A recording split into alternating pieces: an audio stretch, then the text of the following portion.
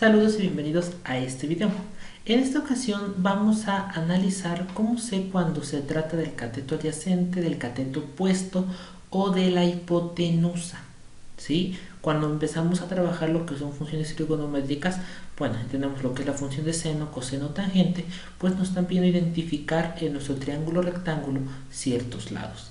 Entonces, muy bien, vamos a empezar con lo que significa la palabra adyacente, ¿sí? Adyacente es el que se encuentra junto o al lado o el que le sigue, ¿sí? En este caso, pues al ángulo que vamos a trabajar. Entonces, si yo analizo aquí este triángulo rectángulo que tengo, veo que aquí el ángulo, pues es el ángulo alfa, el que me están pidiendo, se encuentra aquí. Entonces, ¿cuál sería el cateto que está junto a este ángulo? Pues sería este lado. Entonces sería el cateto adyacente. ¿Sí? Cateto adyacente. Ahora, el cateto que no está junto a el ángulo, o sea, que ni siquiera lo toca, que es este lado, ese es el cateto opuesto.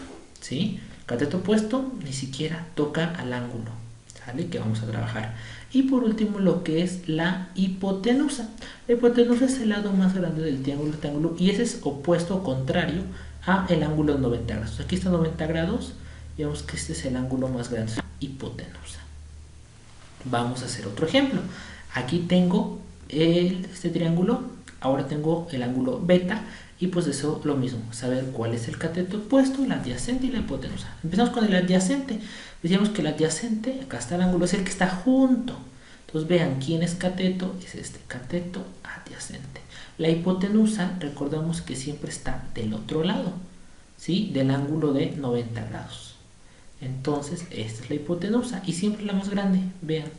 Y el lado que ni siquiera toca al ángulo es el cateto opuesto. Entonces, recuerden, adyacente, junto. Opuesto, no lo toca. La hipotenusa está enfrente del ángulo de 90 grados. Es lo que tenemos que recordar y es el más grande.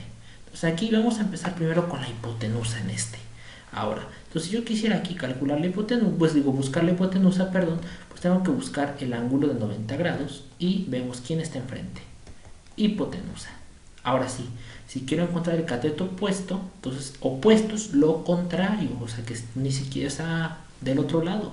Entonces, si estoy trabajando con el ángulo beta, el cateto opuesto, ¿quién está al lado contrario? Este sería el cateto opuesto. Y este sería el cateto adyacente, el que está junto al ángulo que estamos trabajando. Si aquí quiero empezar con el cateto adyacente, pues vean que el cateto adyacente, checo el ángulo que estoy trabajando, aquí está, cateto adyacente.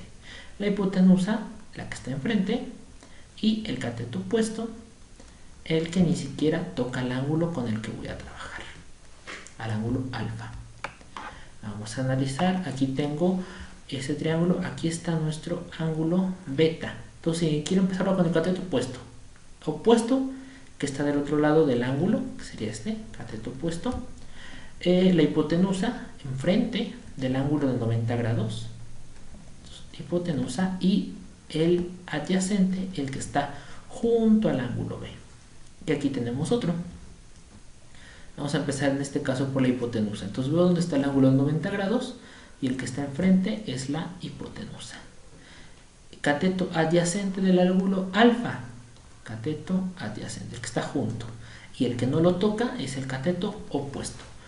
Pues espero que estas estrategias sirvan para encontrar fácilmente el cateto adyacente, el cateto opuesto y la hipotenusa.